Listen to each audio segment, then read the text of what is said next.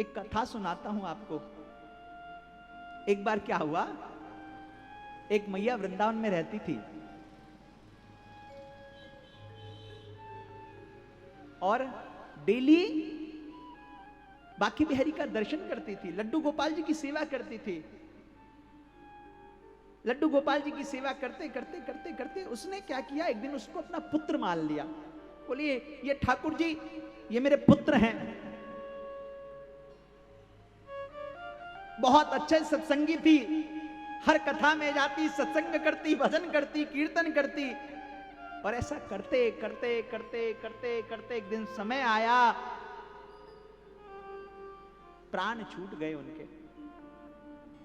ब्रजवासियों ने कहा, बोले अरे ये मैया ये बड़ी भजन करती, बड़ी सत्संग करती, एक काम करो इसके बेटे को फोन करो, इसके रिलेटिव्स को खबर करो, कोई आएगा अंतिम संस्कार करा देंगे।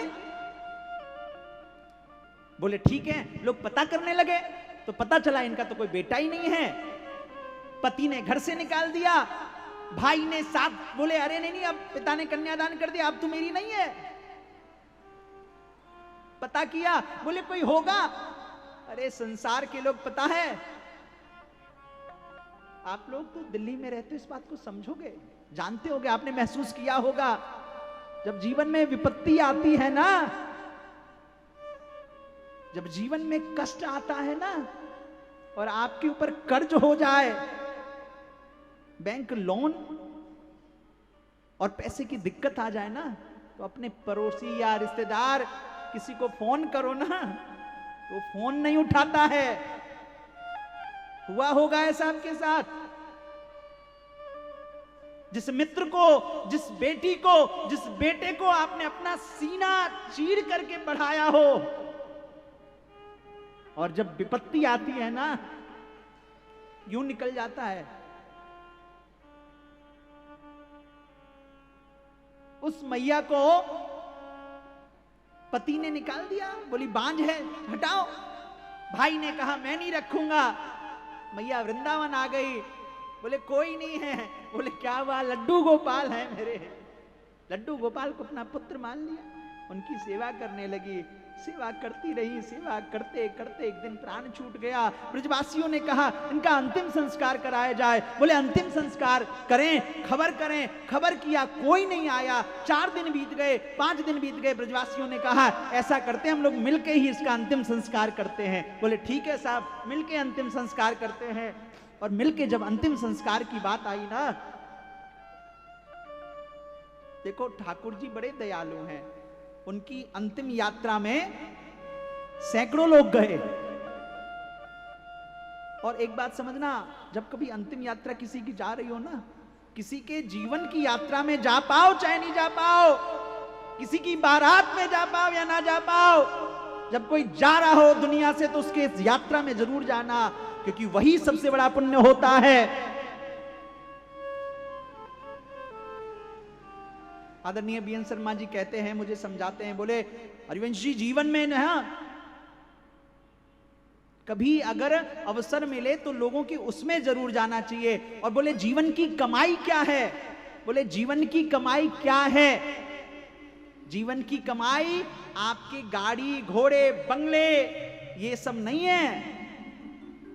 कि जीवन आपका यह नहीं है कि आपने कितना पैसा इकट्ठा कर लिया, जीवन आपका यह नहीं है कि आपने कितने प्लॉट खरीद लिए, जीवन आपका यह नहीं है कि आपका कितना बैंक बैलेंस है। बोले जीवन क्या है, जीवन की उपलब्धि क्या है। बोले जब जीवन चला गया और हम घाट पे जा रहे हैं तो उस यात्रा में कितने लोग जा रहे हैं, वो जीवन होता है, वो जीवन की उपलब्धि होती है। जीवन की उपलब्धि यह नहीं होती। और मैया के जब जीवन में जब ऐसा समय आया तो सैकड़ों की संख्या में ब्रजवासी गए और वहां मुखाग्नि देने का समय आया। सब लोग एक दूसरे का मुंह देखने लगे, एक दूसरे का मुंह देख रहे हैं कि मुखाग्नि कौन देगा, मुखाग्नि कौन देगा, मुखाग्नि। वो बोला, एक व्यक्ति बोला, बोले भैया तुम दे दो। दूसरे ने कहा तुम दे दो, तीसरे ने कहा तुम दे दो, चौथे ने कहा तुम दे दो। बोले ठीक है। इतने में एक सज्जन बोले ठीक है कोई बात नहीं, चलो मैं ही देता हूं मुखाग्नि। फिर अचानक से वहां एक छोटा सा 10 वर्ष का एक बालक आया, बड़ा किशोर बालक आया, बड़ा सुंदर सा। वो जैसे ही आया उसको देखते ही सब लोग 1 मिनट के लिए कुछ भूल गए। वो आके बोला अरे अरे रुको रुको, ये मेरी मैया है, इसकी मुखाग्नि मैं दूंगा। सबने कहा अच्छा अच्छा हाँ हाँ, अरे बेटा आ गया बेटा आ गया बेटा आ गया बेटा आ गया, मुखाग्नि दे दो। और उस बालक ने मुखाग्नि दे दिया। और मुखाग्नि देने के बाद, मुखाग्नि देने के बाद 10 मिनट बाद सबको होश आया कि अरे इसका तो कोई बेटा था ही नहीं, इसका तो कोई अपना था ही नहीं, ये कौन था, ये कौन आया। आपस में चर्चाएं होने लगी। अरे अच्छा अच्छा अच्छा ठीक है, बोले लड़के को खोजो, पूछताछ करते हैं, पूछते हैं कौन है पता करते हैं, पूछो। सब लोग एक दूसरे की तरफ देखने लगे। 100 मीटर दूर गए, 200 मीटर दूर गए, आधा किलोमीटर गए, कहीं कोई बच्चा नहीं दिखा, कोई नहीं दिखा। इतने में एक पीछे एक बुजुर्ग खड़े थे। अरे बोले भैया तुम नहीं समझोगे, जीवन भर जिस लड्डू गोपाल को अपना बेटा मानती रही ना, वो बेटा, वो लड्डू गोपाल आज अपने कर्म को निभा गया। वो अपना मुखाग्नि दे, वो आकर के अपनी मां को मुखाग्नि दे गया। सबके सब आश्चर्यचकित हो गए। बोले कैसा संभव है? बोले हाँ है, और ये सच घटना है, मैं कोई झूठी बात नहीं कर रहा आपसे।